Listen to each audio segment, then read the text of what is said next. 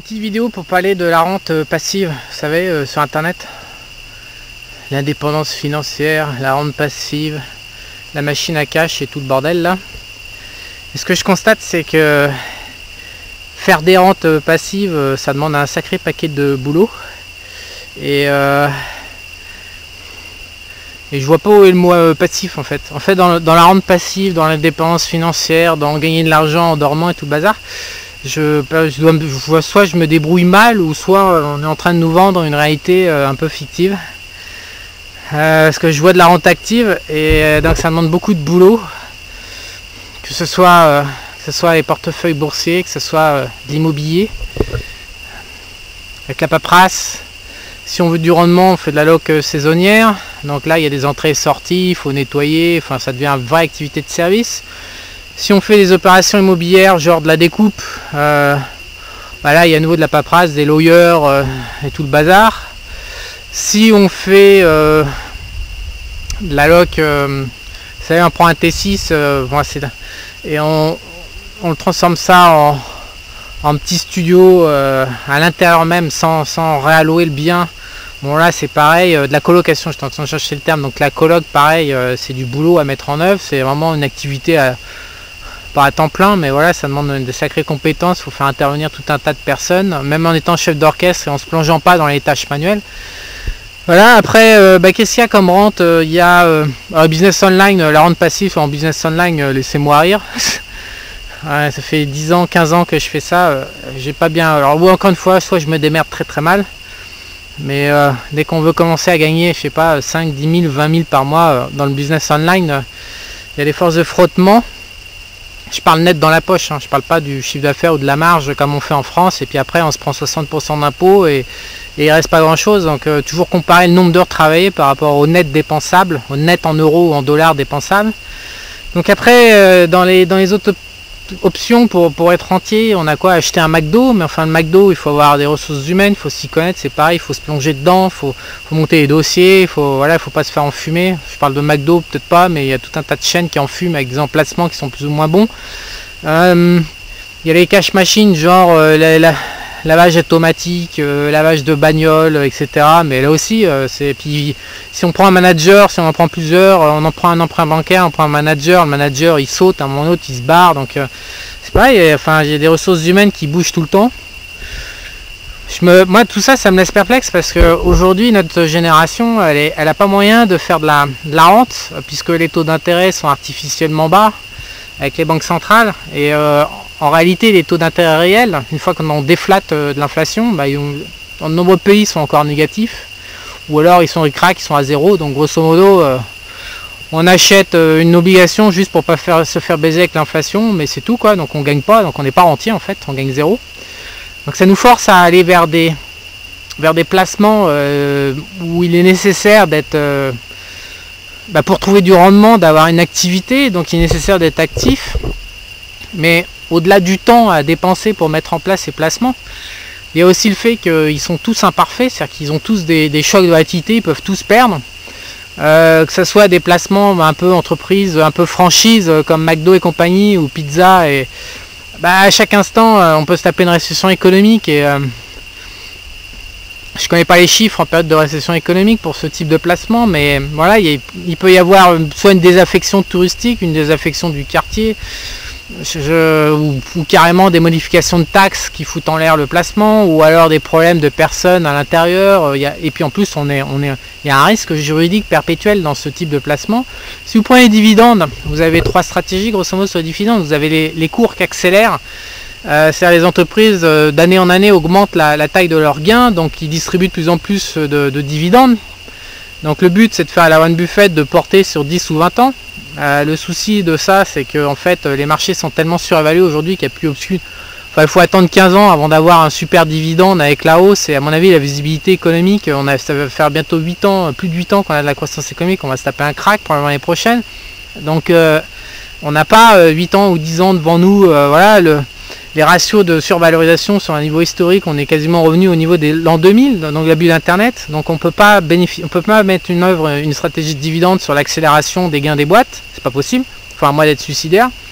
Donc il reste la stratégie de dividende comme les obligations au rendement, Où là on fait ça avec les fonds et puis les actions au rendement, donc c'est un peu différent des obligations mais à peine. Donc on prend 30 titres, on dispatche le risque, hein, on met 3% par ligne. Et bah, ça rapporte entre 8 à 10% par an, seulement bah, il n'y a pas d'action qui rapporte 8 à 10% par an aujourd'hui sans avoir un problème de distress, un problème tout court en fait, soit de bénéfice, soit d'actifs par rapport au cours de bourse, soit un problème de cash flow, soit un problème de gain tout simplement. Donc c'est pour ça qu'elles permettent de gagner 8 à 10%. Donc le dividende peut être coupé et donc là c'est la value trap. Donc c'est le titre s'affaisse littéralement et on ne revoit jamais sa mise. Donc c'est pour ça qu'il faut avoir tant de titres, mais grosso modo on est toujours à la merci d'un accident parce qu'on est obligé de prendre des risques pour aller chercher le rendement. Et même si on a 30 lignes, il suffit de 4-5 lignes qui foirent en même temps pour foutre en l'air la valorisation du portefeuille.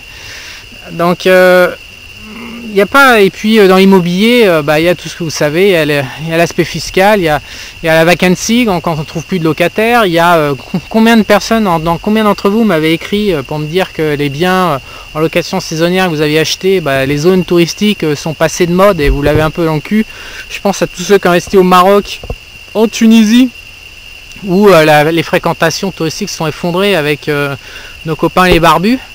Voilà, toutes les opérations partent en l'air. Donc au final, je me dis quoi? Je me dis quand on va être rentier d'avoir la rente passive, deuxièmement la rente sécurisée, donc on est obligé de bosser, on est obligé d'avoir un boulot principal, donc qui va nous prendre, je sais pas, entre 20 et 40 heures par semaine.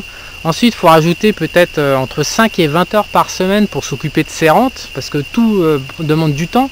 Ensuite, comme les produits, ils sont risqués pour offrir du rendement, mais il faut en prendre plusieurs et les mixer entre eux. Ça peut être aussi des terres agricoles qui vient contrebalancer de l'immobilier, de la franchise ou du portefeuille boursier. Donc tout ça, ça multiplie les risques, ça réduit les risques, mais ça multiplie en fait le besoin en connaissances et en temps pour faire tourner le bazar.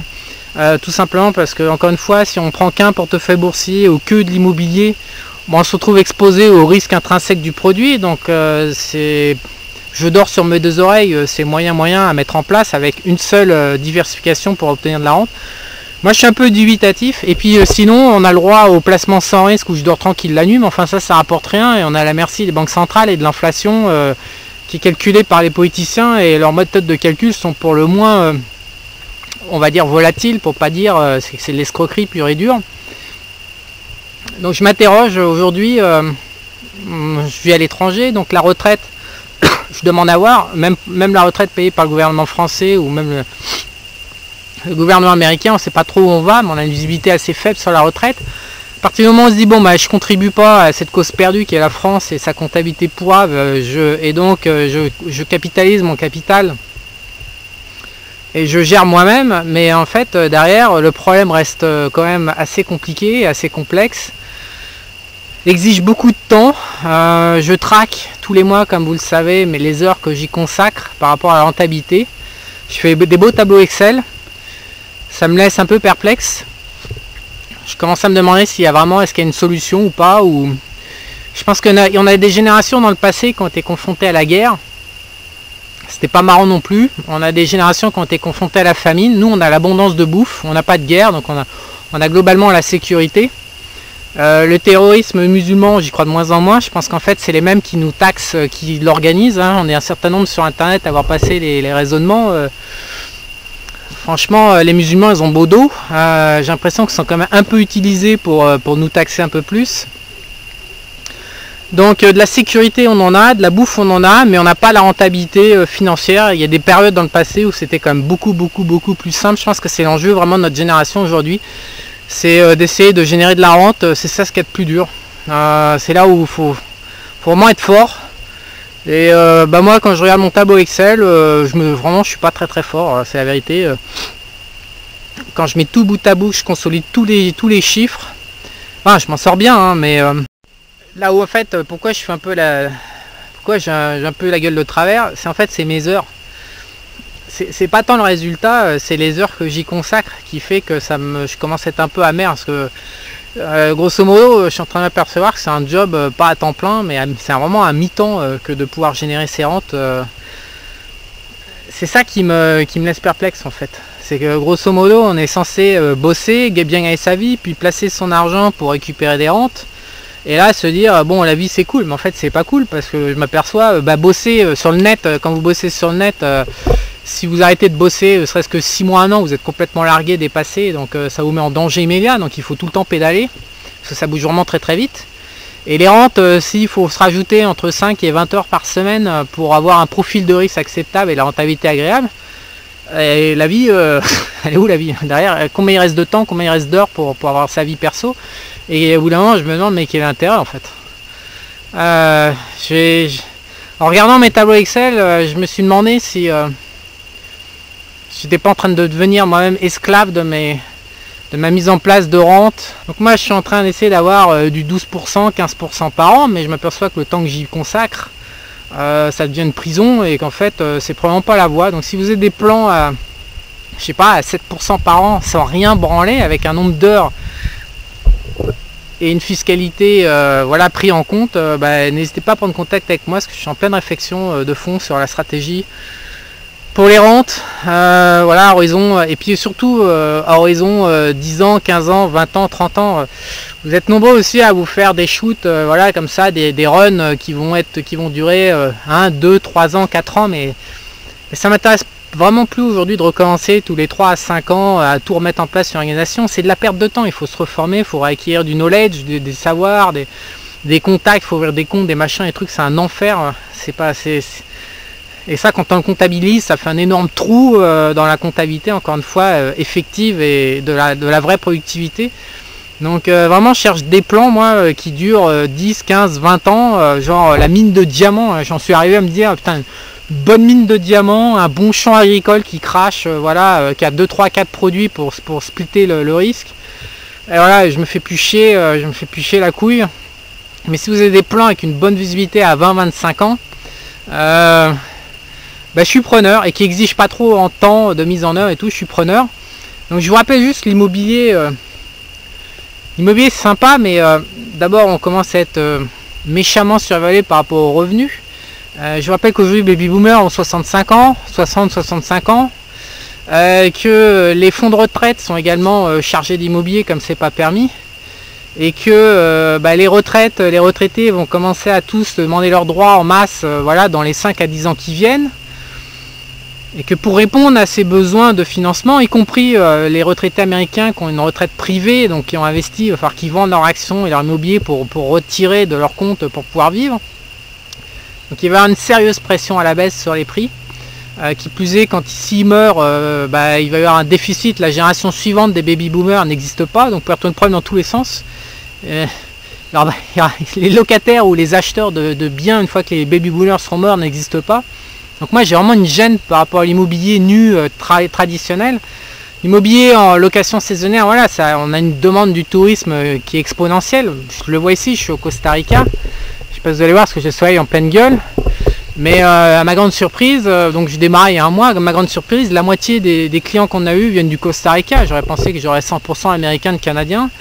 Donc les pays en voie émergente sont capables de créer des gens. Le fric, de toute façon on le voit bien, la France ne stagne, mais tout autour dans le reste du monde, il y a beaucoup de pays qui pédalent, donc il y a une demande pour le tourisme, voilà, de gens de pays dits en voie de développement, mais la vérité c'est que les pays en voie de développement, ils sont en train d'être sérieusement développés, donc il y a de la demande. Donc la demande pour le tourisme, c'est l'immobilier de tourisme. Ok, alors ils ont 20-30 ans, j'ai aucun doute qu'il y ait de la visibilité, mais de la demande pour l'immobilier d'habitation, compte tenu de la taille du parc et des projections démographiques, là je dis que c'est un peu casse-gueule, donc il va falloir être vraiment sélectif sur les biens. Il faut vraiment aller dans les zones où on est sûr qu'il y aura de la demande.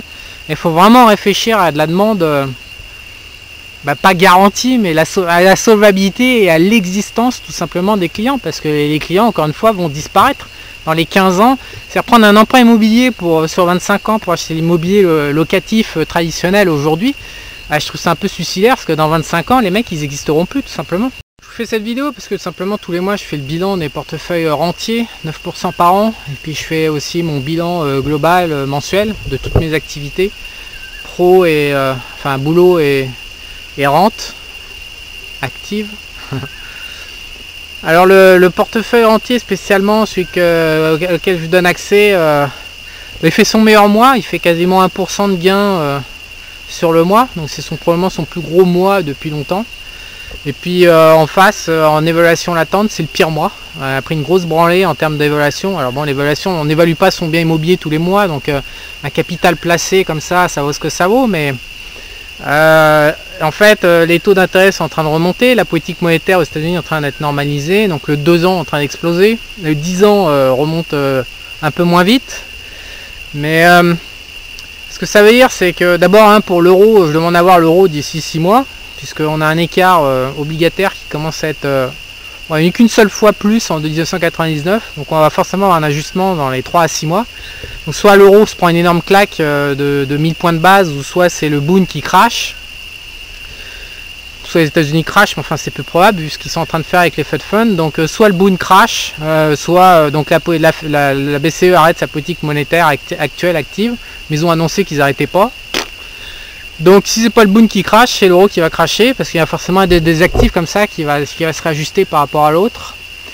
Et la remontée des taux aux États-Unis, elle a pas mal d'impact, et elle impacte notamment les hauts dividendes. Le 2 ans aujourd'hui rapporte plus que les actions sur SP500. Ça faisait 8 ans que c'était pas arrivé. Et ça impacte également, les gens sont en train de larguer tout ce qui est immobilier, tout ce qui est fonds au rendement, tout ce qui est actions au rendement, pour se repositionner sur les obligations. Donc affaire à suivre. Pour l'instant, celui qui rentre sur là dans le trou aujourd'hui, c'est peut-être le moment idéal pour rentrer sur les actions au rendement. Alors ils ont un an, parce qu'aujourd'hui il y a pas mal de fonds qui rapportent 10 à 12% par an, donc quasiment 1% par mois avant impôt. Donc 1% par mois, ça le fait bien, franchement, sans trop rien faire. Donc c'est peut-être le moment opportun pour y aller aujourd'hui. Mais vu que moi j'y étais avant le moment opportun, ce mois-ci c'est le mois le pire, donc ça c'est assez désagréable. En même temps c'est latent. Encore une fois, la bourse, ça peut être de la spéculation, un cours d'achat, un cours de revente, ou alors ça peut être de l'achat de valeur et l'achat de rente, comme je suis en train de faire. Donc là le capital devient un outil, et on n'est plus dans la recherche de la plus-value, on est dans la stabilisation de la rente. Tant que le capital rapporte la rente espérée, même s'il est dévalorisé ou survalorisé, par moment il faut juste le conserver, quoi. C'est juste un outil plus qu'une évaluation de temps réel. En tout cas ce mois-ci c'est le grand écart. Plus gros mois en gain en rente, et plus petit mois et plus pire mois en évaluation latente. Voilà, et puis sinon de l'autre côté, mes bilans sont relativement bons, mais mon temps, encore une fois, en bilan, c'est raté en fait. J'ai raté mon objectif de temps, j'ai consacré trop de temps à la gestion de mes rentes en fait. Si l'approche 9% par an vous intéresse, encore une fois, je pense vraiment c'est la meilleure opportunité pour entrer là maintenant, depuis au moins un an. C'est là où il commence à y avoir une bonne visibilité. Je vous mets le lien sous la vidéo. Sinon je vous dis à bientôt, bonnes opérations, et je reste en attente de vos retours pour des investissements long terme, avec des critères exigeants, des critères d'exigence réels par rapport au temps, par rapport au rendement, et la visibilité, c'est-à-dire l'aptitude à exécuter et obtenir ce qu'on a planifié. Je reste en attente de vos idées. Mon email sur le mail charles-de-repère@yahoo.fr. À bientôt.